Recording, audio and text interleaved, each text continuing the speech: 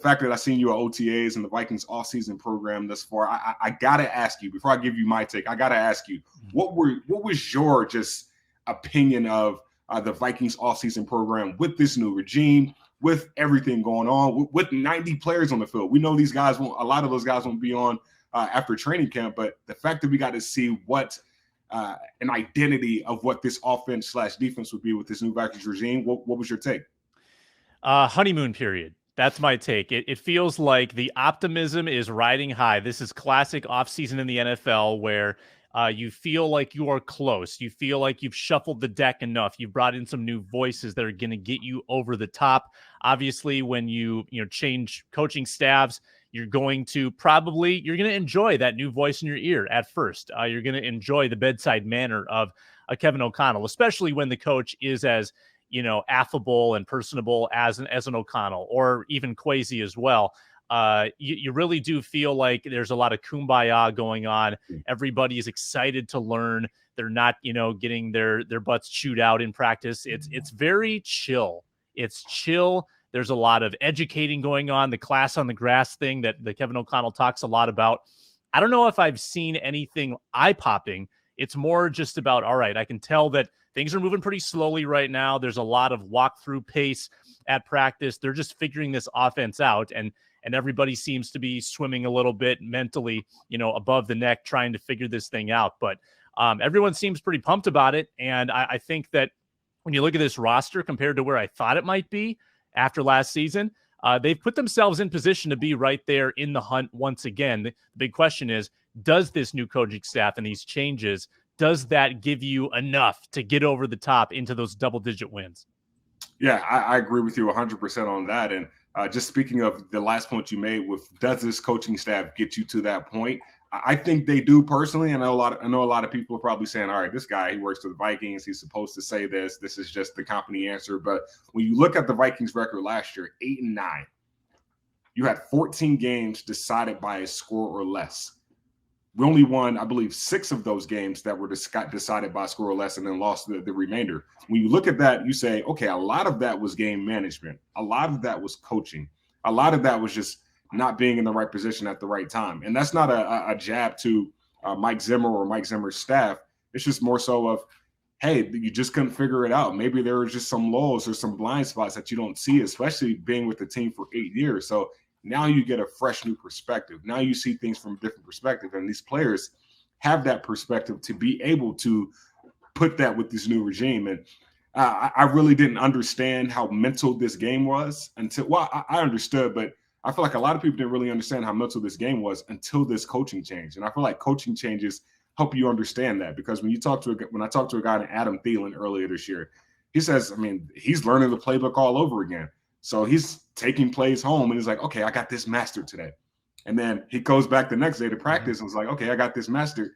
Kevin O'Connell throws 20 more plays at him. So the people who pick up the playbook the quickest are the ones who have the best chance of getting on the field. So the fact that you said it's been a honeymoon period, I believe that's going to start waning off here pretty soon. Once we start getting into the thick of things in camp, I believe it's the end of July when things start.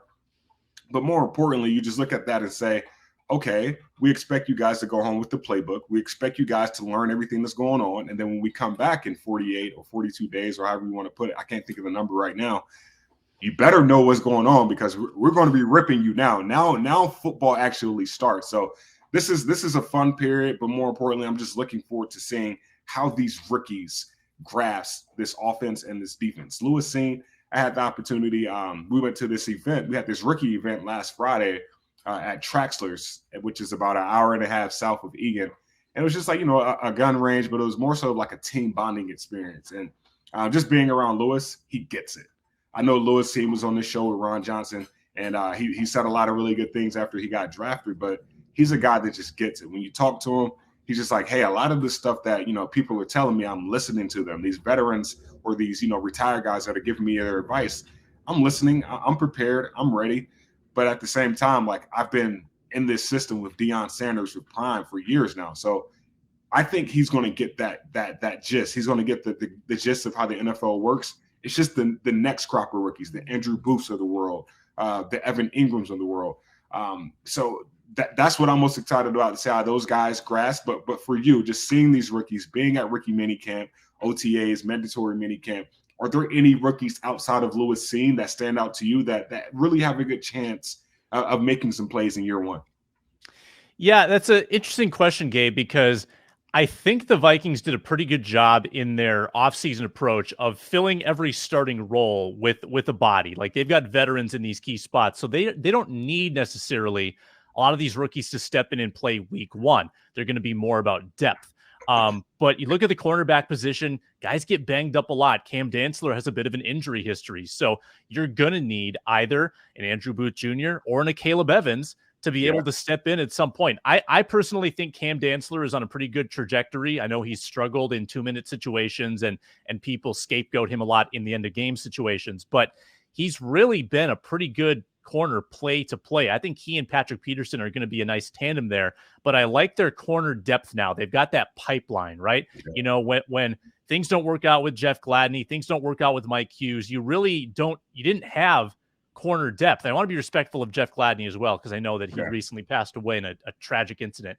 But with Evans and Booth on that bench, like fourth guy off the bench or fifth guy in that position room, I think that bodes well for the future of this secondary. And then, you know, you can have different sub packages with Lewis Cine involved and Cam Bynum maybe moving around. There's a lot of different ways you can play this. And that's one thing that struck me, Gabe, is just seeing the 3-4 on the field. It does play games with your eyes compared to what we saw with Mike Zimmer for years with that 4-3. Everything was very, I guess, like you knew what to expect. You had the four down linemen, you had Barr and Kendricks in the middle, and now there's people all over the place in that second level flying around. So I can appreciate sort of those defensive differences, and I think it's going to be good to have a lot of good young depth on that defense. Yeah, that's going to help a ton, and mixing the depth with some of the young talent and some of the experience, the Pro Bowl experience on that defensive side of the ball with this offense, this Vikings offense that's already proven itself. I think that makes for a recipe for success, and I personally think that gets the Vikings at least 10 wins this season. I've been on record basically saying the floor, I believe, right now for this Vikings team is 10 wins. I hope I'm right, but more importantly, it all starts with this offense continuing to make a step. Kevin O'Connell is already an offensive guru. He's already still coaching the quarterbacks. He's been a quarterbacks coach / offensive coordinator the last 6 to 7 years of his career. So I'm expecting this offense to make steps, but that all depends on where Kirk Cousins is and his comfortability in this offense. If Kirk Cousins is still overthinking things, then I think this offense slows down. When you look at just this Kevin O'Connell offense, there's going to be a lot of pressure on the quarterback to go up to the line of scrimmage, look at what he sees on the defense, and then call and check the play from there. Kirk Cousins, he's never had to do that in his career. So the fact that he has the opportunity to do that now, we'll see how this offense works. If Kirk Cousins has a Matt Stafford type comfortability, I think this Vikings team, you may get 11 wins from this team this year, because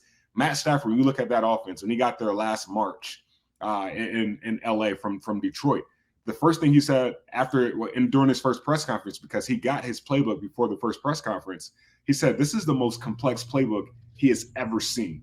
So when you hear him say that, and then you bring that playbook to Minnesota, and then Kirk, one of the smartest dudes on the team, says the same thing, you say, okay, it's all on Kirk's hands now. We know we got Dalvin. We know what JJ is going to do. We know what Irv is going to do when he gets back healthy. We know what this offensive line is going to do. You just got to figure out that right guard position.